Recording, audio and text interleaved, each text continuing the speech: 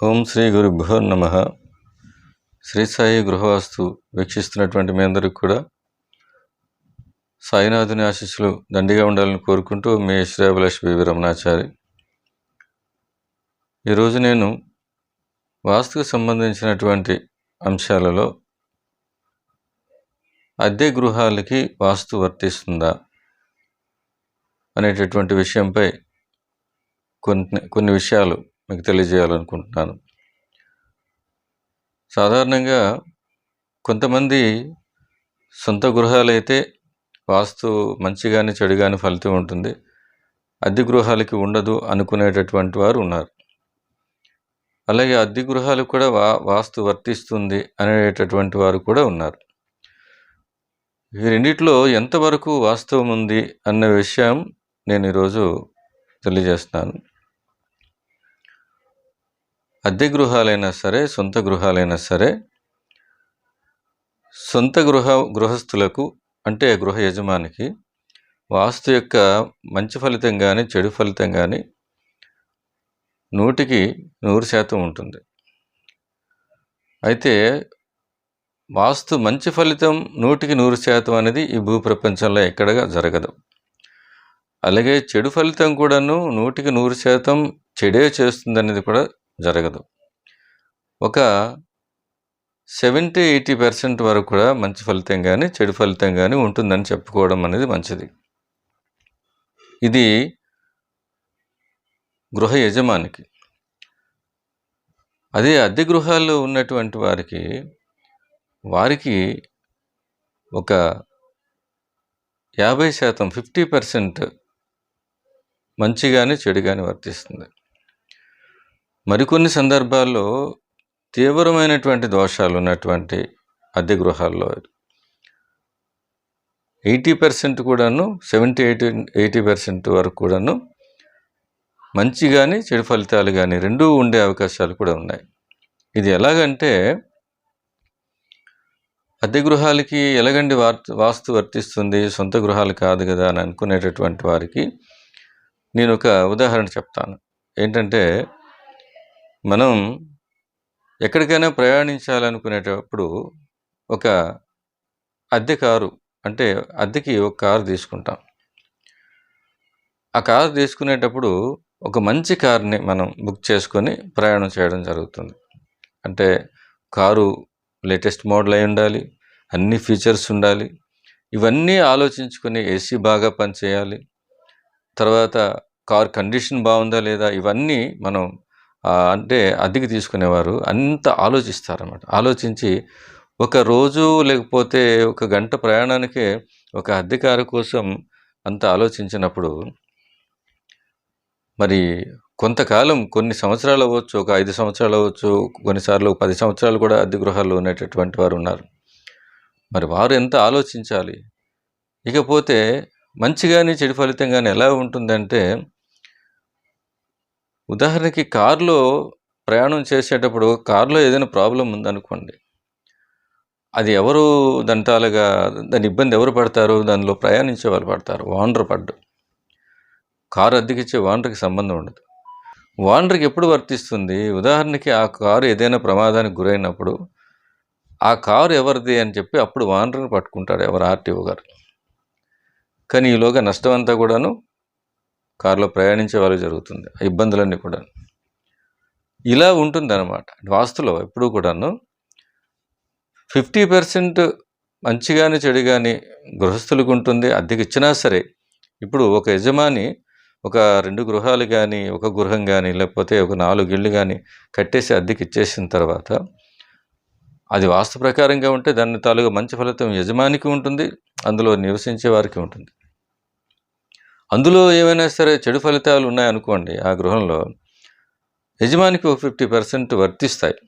అంతేకాకుండా అందులో ముఖ్యంగా మనం ఈరోజు చెప్పుకునేది అంటే అద్దెకుండే వాళ్ళకి ఏంటంటే ఎటువంటివి అంటే మంచి ఫలితం కానీ చెడు ఫలితం కానీ ఎలా ఉంటుందంటే, ఒక 4 అద్దె గృహాలు ఉన్నాయనుకోండి, ఆ 4 అద్దె గృహాల్లో ఉదాహరణకి అది ఉత్తరముఖం అయినప్పుడు తూర్పు వైపు ఉన్నటువంటి చివరి గృహం కొంత మంచి అనే మిగతా 3 గృహాల కంటే కొంచెం మంచి ఫలితంగా కొంచెం ఫలితం ఎక్కువ ఉంటుంది. పశ్చిమ వైపు ఉండేటటువంటిది గృహం కొంచెం వెనుకబడి ఉంటుందన్నమాట. అంటే అద్దె గృహాల విషయాలకు వచ్చేటప్పటికి చుట్టూ కాంపౌండ్ ఉండి 2 గృహాలు కానీ 3 గృహాలు కానీ, ఎక్కువ శాతం ఏంటంటే చుట్టూ కాంపౌండ్ పెట్టుకునేటప్పుడు మ్యాక్సిమం 2 గృహాలే ఎక్కువ శాతం కడతారు, అద్దెకిస్తారు.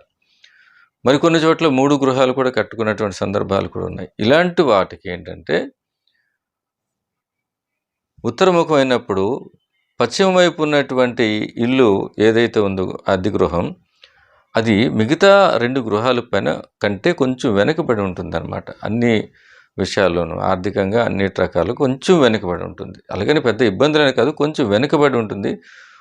తూర్పు వైపు ఉండేటటువంటి గృహం ఏంటంటే కొంచెం అధికమైనటువంటి ఫలితం కలిగి ఉంటుంది.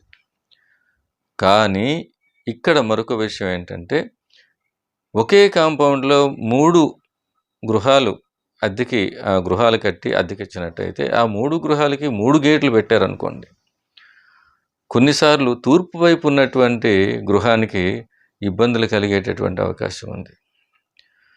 అందుకే ఈరోజు నేను తక్కువ సమయంలో, అంటే దీని గురించి మళ్ళీ నేను వివరిస్తాను, సమయం నాకు ఉన్నటువంటి సమయం తక్కువ కాబట్టి అద్దె గృహాలు కూడాను ఎవరైనా వాస్తుని నమ్మి వాస్తు మీద పరిపూర్ణమైనటువంటి విశ్వాసం ఉన్నటువంటి వారు అద్దె గృహాల్లో నివసించాలనుకున్నా సరే మీకు అందుబాటులో ఉన్నటువంటి వారిని కొంచెం సంప్రదించి చూపించి అందులో ఆ గృహాలు అద్దెకి తీసుకోవడం మంచిది. నమ్మకం లేనటువంటి వారు పూర్తిగా దాని గురించి విడిచిపెట్టేయడం మంచిది. జరగవలసింది ఎలాగా జరుగుతుంది. కానీ నమ్మకం ఉన్నటువంటి వారు మాత్రం వాటిపై దృష్టి పెట్టి చిన్న చిన్న సమస్యలను పెద్దగా పట్టించుకోకుండా పెద్ద సమస్యలు లేకుండా ఉండేటటువంటి గృహాల్లో నివసించడం చాలా ఉత్తమమని నా యొక్క ఉద్దేశం. వాస్తు ఎటువంటి పరిస్థితుల్లో కూడా అద్దెకున్న గృహాలకైనా సరే దాని యొక్క మంచి ఫలితం ఉంటుంది, చెడు ఫలితం ఉంటుంది. ఇంకా ఆ ఫలితాల గురించి మరి కొంచెం వీధి వరుసలో ఉండేటటువంటి గృహాలకి ఎలాంటి ఫలితం ఉంటుంది. మరికొన్ని గ్రూప్ హౌసెస్ అంటారు. అలాంటి వాటిలో కూడాను ఈ గ్రూప్ హౌస్లో కూడాను ఎటువంటి వాస్తు ప్రకారంగా అందులో రెంట్కి దిగినా సరే, రెంట్కి ఉన్నా సరే, అటువంటి పరిస్థితుల్లో కూడాను ఇటువంటి ఇబ్బందులే వాస్తు ప్రకారంగా ఇబ్బందులు దోషం ఉన్నప్పుడు ఇబ్బందులు తప్పవు. కాకపోతే అవి మేజర్ ప్రాబ్లమ్స్ లేకుండా చిన్న చిన్న వాటిని పెద్దగా పట్టించుకోకుండా చూసుకొని అవి అందులో రెంట్కి ఉండడం చాలా ఉత్తమం. వాస్తు దానిపైన చేస్తుంది, మంచి కానీ చెడు కానీ అది దాని తల ఫలితం ఉంటుంది, అలాగే చెడు ఫలితం కూడా ఉంటుంది. కాకపోతే 100% మంచి ఫలితం 100% చెడు ఫలితం అనేది ఈ భూప్రపంచం మీద ఎక్కడా కూడా వాస్తే చేయదు. అందుకే ఈ 80% 70% మంచి ఫలితాలు కానీ చెడు ఫలితాలు కానీ ఉంటాయి. అవి అనుభవించే వాళ్ళకి తెలుస్తుంది, అనుభవించినటువంటి వాళ్ళకి ఏం తెలియదు. కాబట్టి అద్దెకుండే వాళ్ళు ఒకసారి వారికి వాస్తుశాస్త్రంపై నమ్మకం ఉన్నట్టయితే ఎవరినైనా సంప్రదించి అద్దెకి తీసుకోవడం గృహాలు చాలా ఉత్తమం. ఎందుకంటే ఎన్నో రకాలైనటువంటి అద్దె గృహాలు ఉన్నాయి ఆ నిర్మాణాల్లో.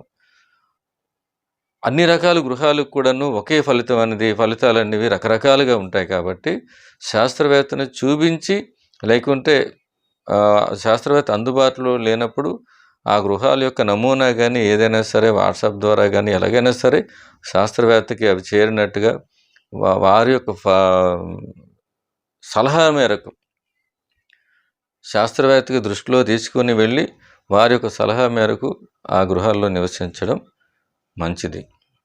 ఇంతవరకు ఈ వీడియో వీక్షించినటువంటి మీ అందరికీ కూడాను సాయినాథుని ఆశీస్సులు దండిగా ఉండాలని కోరుకుంటూ మీ శ్రేయోభిలాషి B.V.Ramana Achary. ఓం శ్రీ సాయిరామ్.